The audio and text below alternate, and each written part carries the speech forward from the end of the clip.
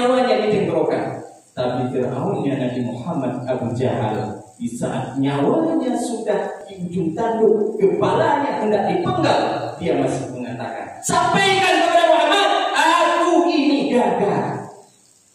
Dan sampaikan kepada Muhammad bahwa aku akan menjadi musuhnya seumur hidupnya.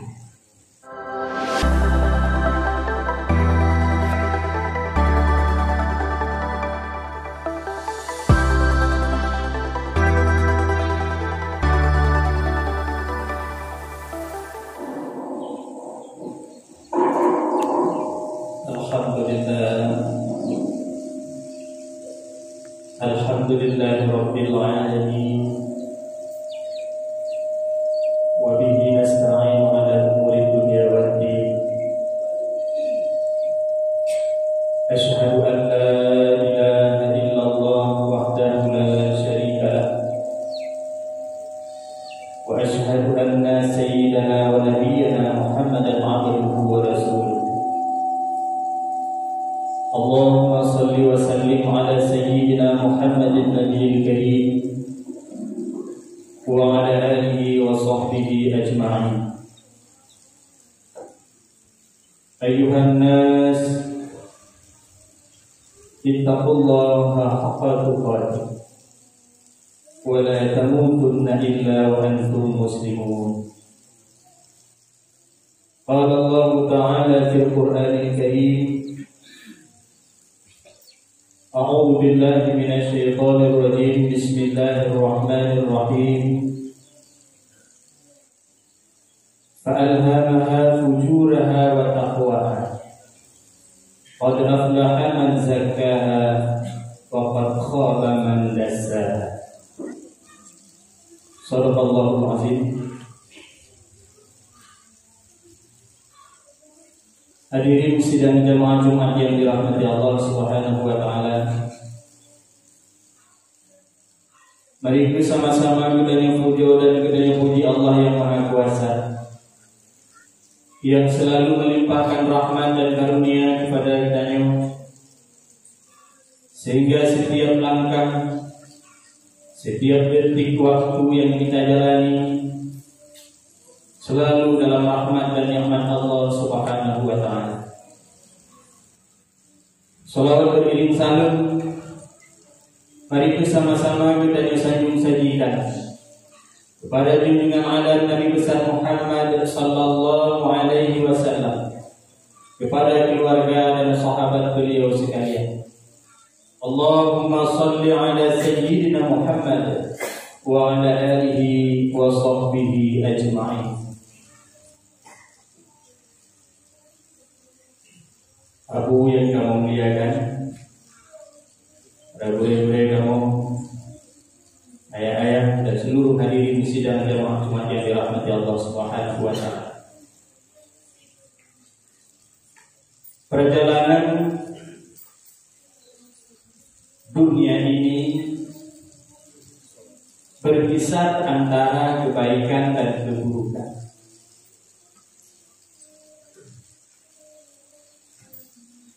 Sejak awal Allah menciptakan makhluk yang bernama manusia,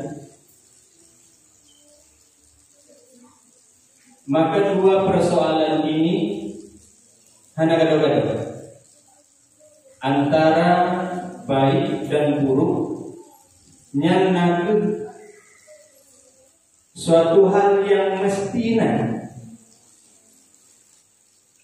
karena memang Allah kagak ilhamkan di pakitanya fujur dan takwa, buruk dan baik.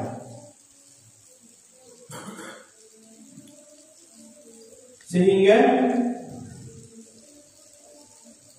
sejak awal sudah terjadi proses atau kisah-kisah dunia ini bantu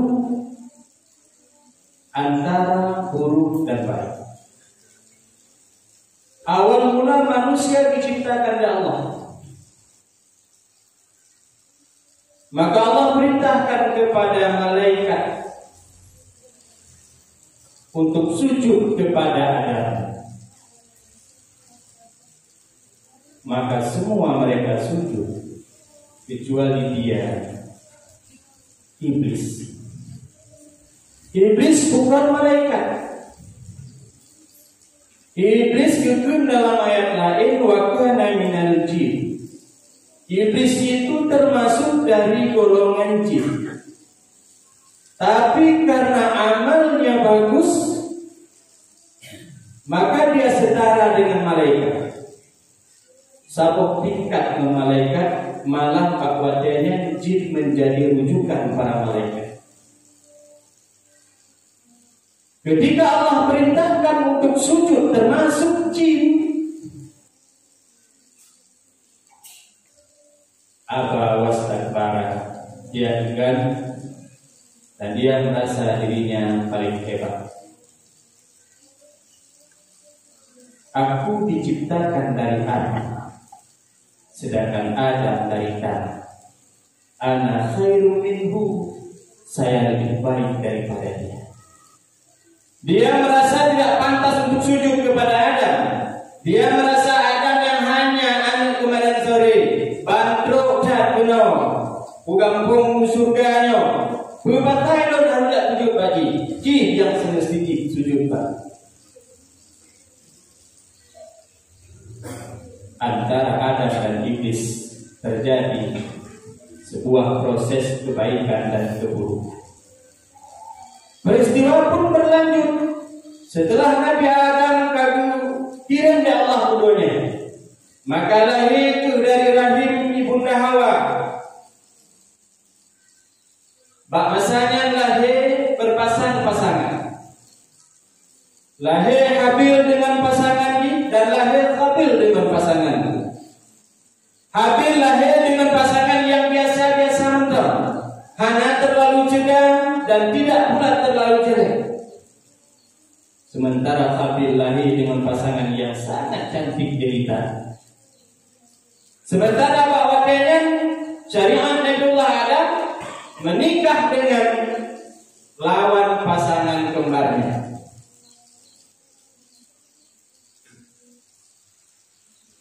Apa kata Qabil? Kenapa saya harus menikah dengan pasangannya Habil? Padahal pasangan saya jauh lebih cantik. Nikah menurut lain hanya diurut yang najis Nabi Adam dan Siti Hawa. Maka Qabil tidak terima, lalu dia membunuh saudaranya.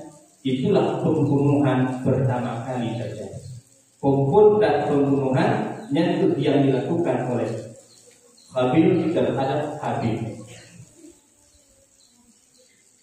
Setelah Habil mati, meninggal, Qabil tidak tahu harus berbuat apa.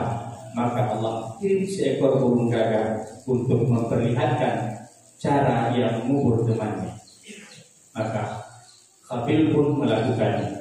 Maka di asaina pembunuhan selanjutnya mulai sejak awal dilakukan oleh Qabil hingga sampai saat ini, maka Qabil mendapatkan dosa jariahnya karena dia telah memulai dengan sesuatu perbuatan yang buruk dan perbuatan itu dicontohi. Kalaulah saja kita membuat sebuah kebiasaan yang kebiasaan itu sifatnya buruk, maka akan dicontoh oleh orang setelah kita, maka itu akan menjadi dosa jariah bagi kita. Bukan hanya amal jariah, pahala jariah yang nanti, tapi dosa jariah nanti. Sidang Jumat yang dirahmati Allah Subhanahu wa taala. Selesaikah persoalan dunia golok? Oleh Qabil dan Habil dalam peristiwa yang lain. Seorang raja yang dijunjung-junjung oleh para rakyatnya, sehingga pada puncak perjalanan hidupnya dengan segala kemegahan yang dihasilkan, maka dia berkata kepada rakyatnya, Tuhan selain aku. Nah Tuhan lah selain ulun mana? Hana mutilo yang tanggung jawab nah. Sehingga datang pada satu masa seorang pemuda yang berani mengatakan bahwa ada Tuhan yang maha menciptakan, yang menciptakan matahari, menciptakan bulan, menciptakan dunia dan seisinya, termasuk menciptakan dirimu. Dialah Nabi Ibrahim yang melawan Raja Namrud. Di tengah orang-orang menyembah Namrud, gepegan patung lewatnya. Oh rupa patung lagi rupa Namrud, patung ubiraya. Makanya itu yang sembah. Karena hanya mungkin rame-rame tidak sembah raja, sembah patung raja betul. Lalu pada suatu masa ketika mereka pergi mengurus kebun-kebun mereka, maka Ibrahim menghancurkan semua patung sesembahan mereka.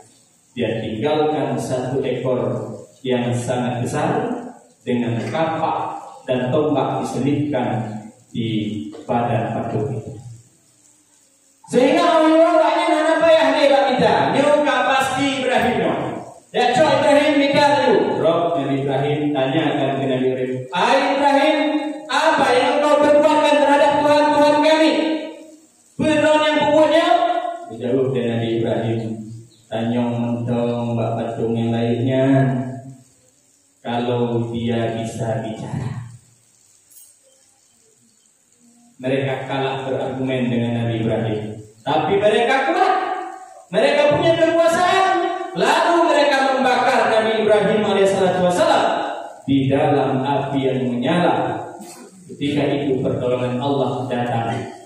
Allah berfirman, Qul kuni bardan wa salaman ala Ibrahim. Wahai api, dinginlah, selamatkan Ibrahim. Sidang Jumat yang dirahmati Allah Subhanahu wa ta'ala. Berlanjut kisah dunia yang juga begitu menggetarkan. Dia seorang raja yang begitu kuat dan gagah perkasa, tapi dia takut dengan mimpi yang terjadi. Melumpau di malam malam, melumpau. Nah, si dua orang lihat ditarik mahkota boleh. Dia panggil para ahli nujum, boy untuk bebena, dukun-dukun, boy untuk boy. Dayo, gimana nyo persoalan? Nyo lumpau dan malam malam. Kira-kira apa tafsirnya? Maka mereka semua menjawab, Batonnya wahai raja kamu yang mulia, akan lahir si Doanumit, yang mana dia yang akan menghancurkan kekuasaan Ronu, wahai baginda raja. Dia semakin takut dengan tafsir mimpi yang disampaikan oleh para ahli nujum. Hebatnya dia bernama Fir'aun. Hebat, gagah perkasa, tapi dia takut hanya dengan mimpinya saja. Ketika rasa takut Allah kirim ke dalam hatinya, maka tidak ada satupun yang bisa membuat dia berani. Semakin dia panggil para dukunnya, semakin dia panggil para tentaranya, semakin takut dia. Maka pada saat itu dia perintahkan, bunuh semua anak laki-laki yang mungkin akan menjadi besar, yang akan menghancurkan kerajaanku. Bunuh. Yuzabbihuna abna'ahum wa yastahiyuna nisa'ahum. Biarkan yang perempuannya hidup, yang agama betul. Tapi Allah punya rencana. Allah yang mengatur segala skenario kehidupan. Allah lah yang menetapkan segala sesuatu. Allah wahyukan kepada ibunya Nabi Musa, susui anakmu. Jika engkau khawatir, maka hanyutkan dia ke sungai Nil. Dia nanti akan aku kembalikan kepada. Maka Nabi Musa dihanyutkan oleh ibunya, yang mana air sungai itu mengalir langsung ke istana raja. Di mana tempat musuh yang paling besar, Allah kirim bayi yang dia takutkan, yang lain dia bunuh, tapi yang satu harus dia selamat. Dia jaga, dia pelihara, dia yang memberikan makan dan minumnya. Itulah Allah yang Maha Kuasa, Allah yang Maha Kuat, Allah yang Maha menentukan. Kita tidak punya kemampuan apa-apa. Hingga suatu masa Fir'aun ditenggelamkan ke dalam lautan, dan di saat itu dia bertaubat. Amanna, aku beriman kepada Tuhan Musa dan Harun. Namun di saat nyawa sudah ditenggorokan, taubat tidak akan diterima oleh Allah Subhanahu wa Ta'ala. Jika kita ingin bertaubat, selagi masih ada umur, selagi masih ada kesempatan, bertaubatlah kepada Allah sebelum nyawa sampai ditenggorokan. Sidang Jumat yang dirahmati Allah Subhanahu wa Ta'ala. Selesaikan semua ini? Ternyata belum. Nabi Musa, Nabi Isa alaihissalam dikirim oleh Allah di tengah-tengah orang Yahudi. Pada suatu ketika Nabi Musa mengatakan, kenapa ikan-ikan ini pada mati semua? Pakun Nabi mati nyongkur. Ikun dari orang-orang Yahudi, dari pendeta-pendeta Yahudi nyongkur mati. Pakun di Beckham nyongkurnya Beckham karena mati. Ikun dari Nabi Isa pungkutnya Beckham pungkut mati. Karena nangkut lain mati ada kan? Pakun sih pungkutnya Beckham karena kira anak tiri. Apa maksudnya? Maksudnya adalah ikan ini mati karena para pendeta-pendeta Yahudi pada masa itu tidak lagi melaksanakan tugasnya selaku pendeta, tapi dia sudah menjadi budak dari penguasa. Dia sudah menjadi budak penguasa yang hanya melakukan apa yang diinginkan oleh penguasa. Maka jika para ulama sudah menjadi budak dari para penguasa, maka juga kita akan merasakan hal yang sama. Semoga ulama-ulama kita tetap dengan pendiriannya memperjuangkan syariat Islam, menegakkan kebenaran, menghancurkan kebatilan. Sidang Jumat yang dirahmati Allah, lahirlah seorang pemuda di gurun Sahara tengah padang pasir di negeri Mekah Al-Mukarramah. Beliau dilahirkan pada tahun gajah. Sejak beliau kecil, beliau sudah diberi gelar oleh para kaumnya dengan gelar Al-Amin, orang yang sangat terpercaya. Beliau bernama Muhammad sallallahu alaihi wasallam, disanjung dan disayang oleh para kaumnya, dihormati, andaikan ada yang mengganggunya, bulumu amat, nyawaku taruhannya. Itulah Nabi Muhammad di tengah-tengah kaum. Di saat dia diangkat menjadi nabi, umurnya 40 tahun, dia perjuangkan kebenaran, memperjuangkan kalimatul haq, la ilaha illallah di tengah-tengah kaum Quraisy. Pada saat itulah mereka mulai membencinya. Tapi tidak ada kata-kata yang bisa mereka katakan. Dengan kata-kata apa mereka harus mencaci maki orang yang menjadi lawannya saat ini? Bagaimana cara mencacinya? Dia orang baik. Bagaimana cara mengatakan dia jelek?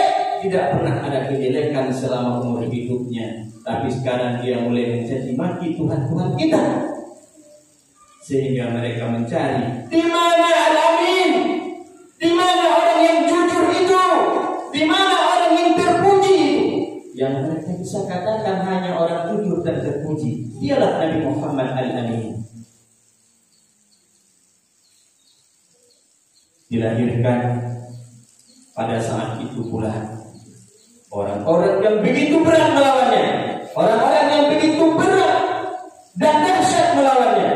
Abu Jahal, Abu Lahab, dan para abu-abu lainnya, rombongan-rombongannya yang selalu melawan baginda Rasulullah hingga sampai akhir hayatnya.